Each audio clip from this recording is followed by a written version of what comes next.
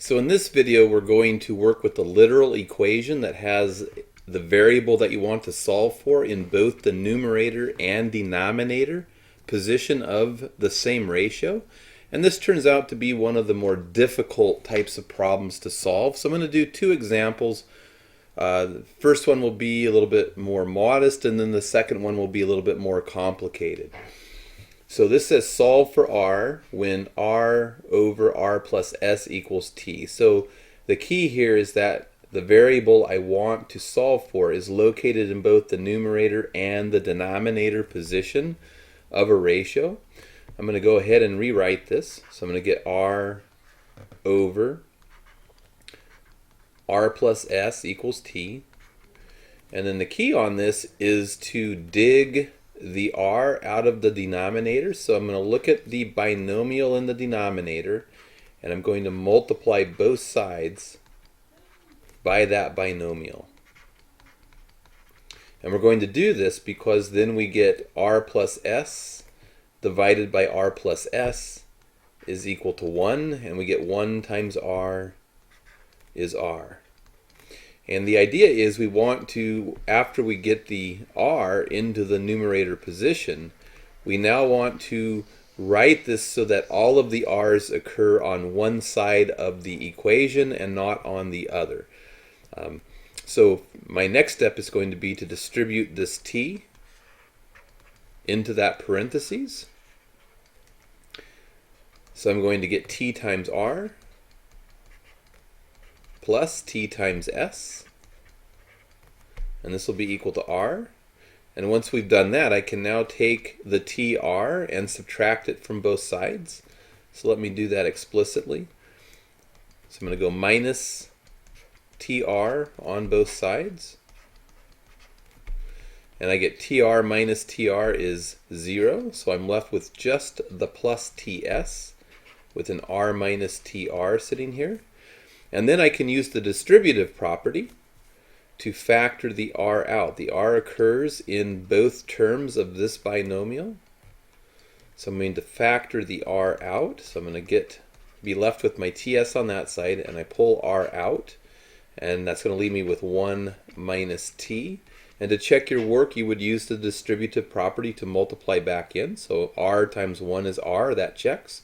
There's my minus, and r times t is tr. Order of multiplication doesn't matter. So tr and rt in this case are equal. And then once I've done this, I'm ready to isolate the r. I just divide by the 1 minus t on both sides, because 1 minus t divided by 1 minus t equals 1, as long as 1 minus t isn't 0. And that's going to leave me with 1 times r is r equals ts over 1 minus t, which I can have either in the parentheses or choose not to write it in the parentheses. So the next example is going to be a little bit more complicated. All we've done is added a plus u onto the t term, and that complicates things a bit. So I'm going to go ahead and rewrite the problem. R over r plus s equals t plus u. And then the first step is going to be the same that it was before. I want to get this r. If I'm trying to solve for r, I want to get the r out of the denominator position. So I'm going to take and multiply both sides by r plus s. So I need to get this in a parentheses. If I don't have the parentheses on the t plus u, I would only be multiplying the r plus s times the u, and that would be wrong. So I need to get this in parentheses, both sides. This divided by this is 1. 1 times r is r equals. And then we have our t plus u times r plus s. And then what you want to do here is avoid the temptation to multiply this all out. Here's what you don't want to do. You don't want to come up and go t plus u times r plus s, and then t times r is tr, plus t times s is ts, plus u times r is ur, plus u times s is us. There would be a temptation to multiply these two binomials together and expand it and get a whole bunch of terms. And that's going to make things more complicated than they need to be. So this is going to feel a little bit awkward probably, but the key is to keeping your life simple here is to just distribute this binomial into the parentheses. Distribute it into the r, distribute it into the s. So I'm going to do that. I'm going to go t plus u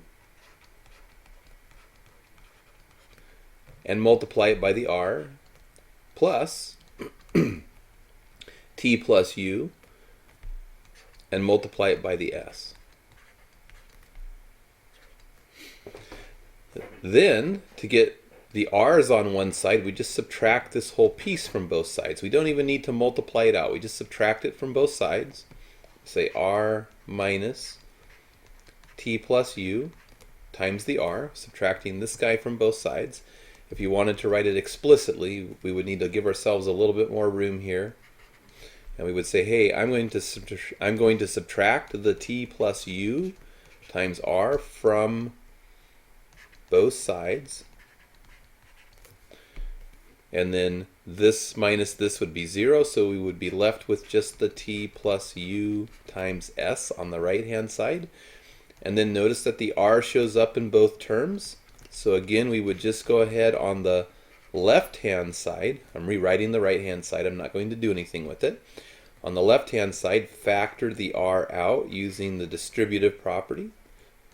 So I'm going to get a 1, and then the minus, and then the t plus u. And then you can check your work using the distributive property. You can say, hey, distribute the r back in. R times 1 is r. There's the minus. R times t plus u will be t plus u times r. So I get back what I started with, so I know I did it correctly. And now just divide by the stuff that's attached to the r. 1 minus t plus u, close parentheses, close bracket, divided on both sides. We get 1 minus t plus u, close parentheses, close bracket. Make sure the fraction bar comes out under everything. And this divided by itself is going to equal 1. So we'll get r times 1 is r. And r will equal the t plus u times s over. And I can drop this bracket now if I want to. I don't have to. 1 minus t plus u. And that's good enough. This is good enough at this point. I don't want to try to multiply things out in the numerator and make it more complicated. I don't need to distribute in the denominator and make things more complicated. Just leave things kind of in a factored form in the numerator and leave this minus undistributed in the denominator, and that would be good.